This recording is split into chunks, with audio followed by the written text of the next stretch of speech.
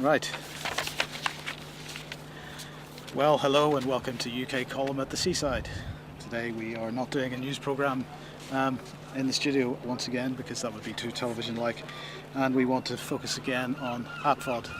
I think we're really going to focus on one particular board member today, and as you can see we are genuinely at the seaside because the seagulls are shouting like crazy.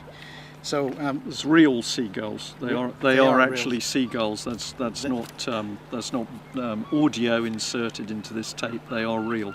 They could be drones, possibly. Yes, but anyway, we're going to focus on Ian McBride today, who is an ATVOD board member.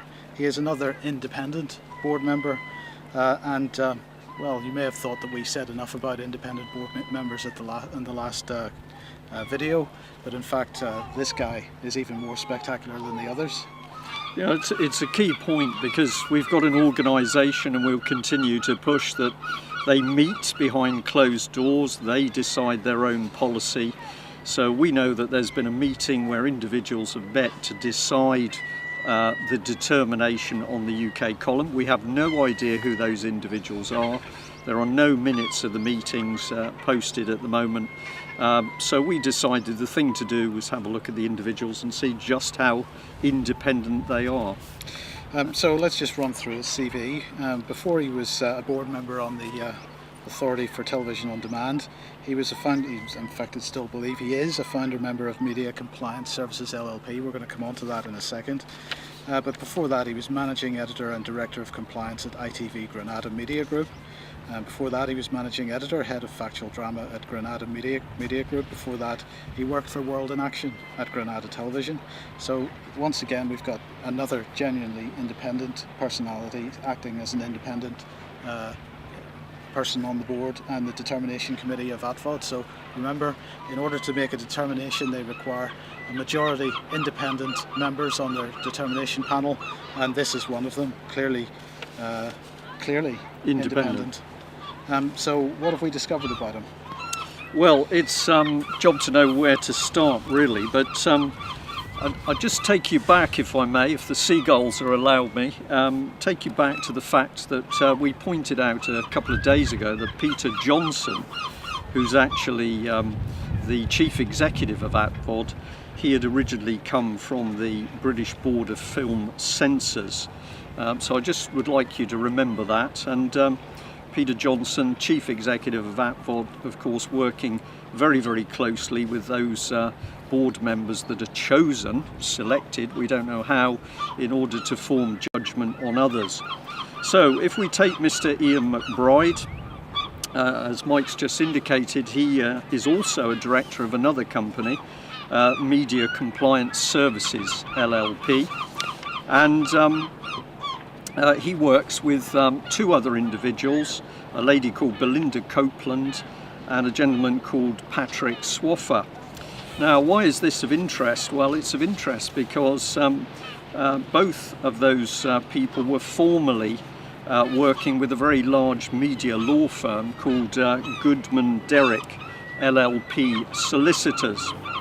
And we thought it was particularly interesting that on October 2012, Patrick Swaffer just happened to be appointed as president of the British Board of Film Classification. So we've got the chief executive of ATVOD, who was originally the British Board of Film Classification himself. He was help setting policy, and he's then into ATVOD. He's working with Ian McBride. Ian McBride is working in a company, Media Compliance Services, where one of the partners, Patrick Swaffer, just happens to be selected as the president of the British Board of Film Classification. Now, if you think this is a bit circular, you've got to stay with us, because what we're going to describe is what many people in the Navy, of course there are no Navy ships behind us at all, the sound is deserted, but if there were to be any Navy ships here, people would tell you that what I'm about to describe is known in colloquial naval terms as a snake's wedding of vested interests. Like running over your own towed array sonar, right? Something like that, yes, absolutely. So What's of interest about Patrick Swaffer? Well, he was originally himself a consultant to this media law firm Goodman Derrick. In fact, he was managing partner. But he's also got another job, and that is a recorder in the Crown Court. Now, there's some variation in the definitions of what a recorder actually does, but we are taking it that he will sit as a judge from time to time, as he may be called to do so. So this would tend to indicate that we've got a practicing judge who is also helping to form political policy for control of the media. So no conflict of interest, no reduction of the separation of powers. No, None at all. none at all. So stay with us, because let's focus a little bit on this law firm Goodman Derrick, because it's just a coincidence that they happen to be the very law firm that's boasted that they were working to bring together the BBC, Sky B, Channel 4, ITV and Agiva for the launch of Freeview. Now what this is an internet connected TV, Freeview Connect, and this is the mainstream media companies now starting to move into, yes, you've guessed it, digital on-demand services.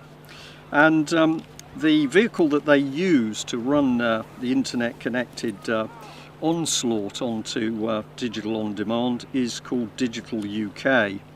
So we decided we'd take a little look into Digital UK, and it became very interesting indeed. The Chief Executive Officer just happens to be a Jonathan Thompson. He's former Director of Strategy of Ofcom and also Channel 4. So if it's not enough to be the regulator, it's best to have good connections into the industry yourself. But of course, Mr. Jonathan Thompson, totally independent, well, except of course when he was Ofcom. And he's helped by a very nice lady called Caroline Thompson. She just happened to be the former Chief Operating Officer of the BBC and also a former Head of Corporate Affairs Channel 4. So this is looking pretty good. What we've got is a cartel forming between all of the big British media companies, and they are clearly desperate now to secure the same sort of viewing dominance in on-demand web-based TV that they've enjoyed over the airwaves to date. But let's go back to the Media Compliance Services LLP, because if you visit their website, they say that they have a recommended partner called Rights TV, and Rights.tv is working in the field of intellectual property and rights, media rights. And if you want to make sure you're getting the best buck for your production, then you need to be speaking to them. But not just a small company now, because they've been taken over by a massive global company called Compact Media Group, which boasts 500 clients. And if you want to take a delve into that organisation, the Chief Operating Officer is a David Johnson. He's got 20 years of experience in TV, senior management, commercial and financial. And of course he's worked with the BBC, just happening to develop their online and digital TV. Of course, he couldn't be related in any way to Peter Johnson, who's the Chief Executive of ATVOD. Well, Johnson's quite a common name, Mike. It's about as common as the seagulls that are flying around us, but one has to start asking questions. Are these people literally in bed together?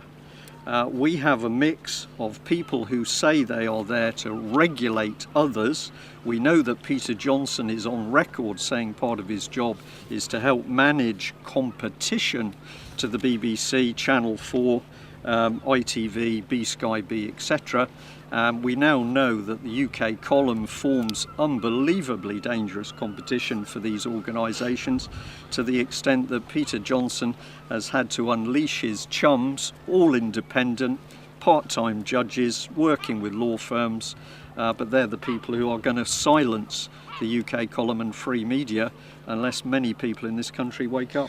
Now, the other organisation that Ian McBride was involved in was the Broadcasters Liaison Group, and this is really a lobby organisation. It involved the BBC, Channel 5, S4C, ITV, BBC Scotland, ITV Wales, BBC Wales, and so on. And it also had at their meetings Ofcom in attendance, the BBC in attendance, and the Electoral Commission.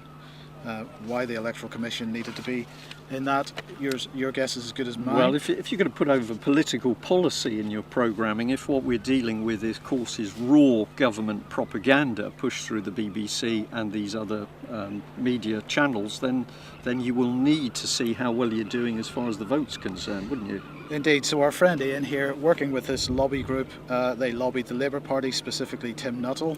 They lobbied the Conservative Party, George Slater. They lobbied the Lib Dems, Lord Renard. They lobbied SNP, Stephen Noon. They lobbied UKIP, Clive Page and John Bufton. They lobbied the Socialist Labour Party, the Scottish Socialist Party, Solidarity, Scottish Senior Citizens Unity Party. But those that did not attend were Plaid Cymru and the Greens. And Forward Wales, so at least some people didn't attend. So that was a bit of lobbying going on behalf of the mainstream media with all the major political parties, and of course our independent Ian McBride was part of that. Totally independent. Unbelievably independent. Yes. Except when he's presumably not being independent. Indeed. Yep. Well, this comes down to really what... transparency. Perhaps? Transparency. Yeah. What can people do about this? Well, the other thing we wanted to bring to your attention again today was the fact that ATVOD, of course, believes that it is not subject to the Freedom of Information Act. So we had a chat with the Information Commissioner today to find out exactly what the status of these types of organisations is. And the Information Commissioner's line on this, and I know other people have different views on this, but the Information Commissioner's line on this is that if the government outsources a service to a private company, that private company is not subject to the Freedom of Information Act unless that private company is wholly owned by the public body which had outsourced the service in the first place. So in the case of ATVOD, of course, we don't know exactly who owns ATVOD at the moment. We assume that it's wholly owned by Ofcom, and if it is wholly owned by Ofcom, then it in fact is subject to the Freedom of Information Act, although they deny that they are. That perhaps hints that the ownership is elsewhere. But remember, ATVOD, a limited company with a board of directors and apparently no transparency and no accountability to anybody. Yeah. Possibly except for Ofcom. So what we can say is not only in the media field, but what we're now discovering is, of course, the government, the Conservative government, which boasted that it was going to be a government of transparency, and Francis Moore, to the most opaque man in politics, was going to head that transparency. As the government privatises huge chunks of public infrastructure and organisations which are supposed to protect us, what they're also doing at a stroke is putting those organisations outside public scrutiny through freedom of information. Yeah.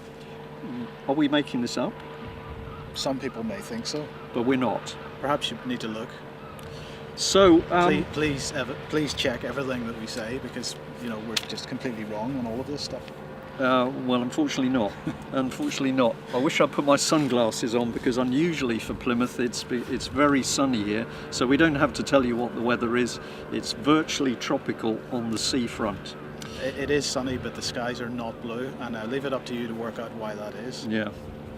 So I thought we might just say what's been happening around the UK column at the moment. We've certainly had a lot of interest. We've now done some interviews with channels in America. It's clear that people over in the States understand how significant this attack on the UK column is.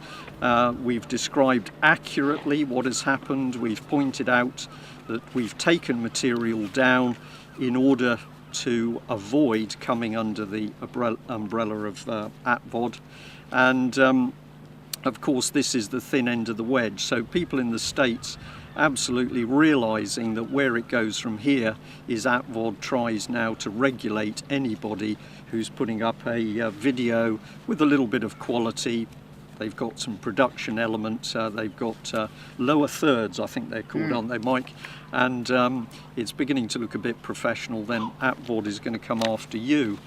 And of course, people in the States are also warning that the American government is now coming for censorship of the free press, the free media, and Alex Jones has been warning in particular over the last couple of weeks that the American government is now banning his broadcast to the American military, and of course they are Alex Jones has also been explaining that he's been watching Hillary Clinton. Well, she's pretty transparent. She thinks that there ought to be even more tighter controls on people daring to speak the truth on the internet. So America, we've had contact from as far away as Australia, and we'll shortly be doing an interview with some of their free media people. They understand what this means. If UK column goes down as a result of British government censorship, then we are very close to David Cameron, King Cameron's dictatorship. So what sort of things have people been doing? Well, a lot of people have been contacting ATVOD direct. I'll just read you out this email. It says to ATVOD management, having learned of your attempt at silencing the excellent UK column, its video messages via YouTube and your attack on free speech, I write to express my total objection to what you're trying to do.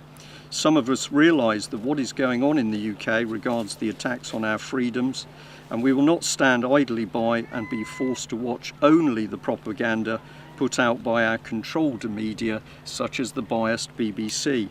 This is a formal complaint about your heavy-handed interference in our daily activities, and I question exactly what authority you have to carry out such oppressive censorship in what is supposed to be a democracy. Someone high up in your organisation needs to remember the words in the following quote, often wrongly attributed to Voltaire. There's a little bit of corruption in the email here, but essentially it's saying, I may not agree with what you have to say, but I will fight to the death your right to say it. Many people relate to this. You seem to be making up your objectives, rules and regulations as you go along. And then to bring up on Mike's point, this person says, as such, under the Freedom of Information Act, I would appreciate receiving full information on your organisation. Well, of course, here we are, because this gentleman's not going to get that information because we think that ATVOD is going to hide from freedom of information. Well, they have already been hiding from freedom of information. They have denied past freedom of information requests. Yeah. So it's done. Well, we've got another one here from a Brian, good man. It says, as far as I can see, ATVOD is a scam, much like the Performing Rights Society, and they are fee chasing. Unfortunately, they have quasi-government approval, but there must be an appeal system. I suggest you contact a gentleman called Simon Pook, who's a human rights solicitor, who's been acting for the Bart Moss anti-fracking people with considerable success.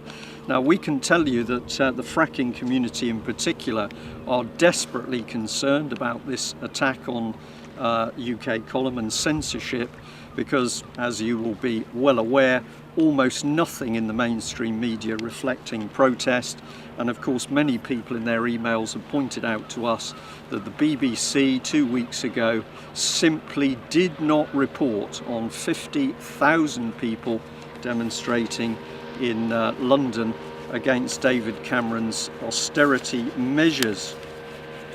A person here, we'll just do this one, was kind enough to email their MP, Steve Webb.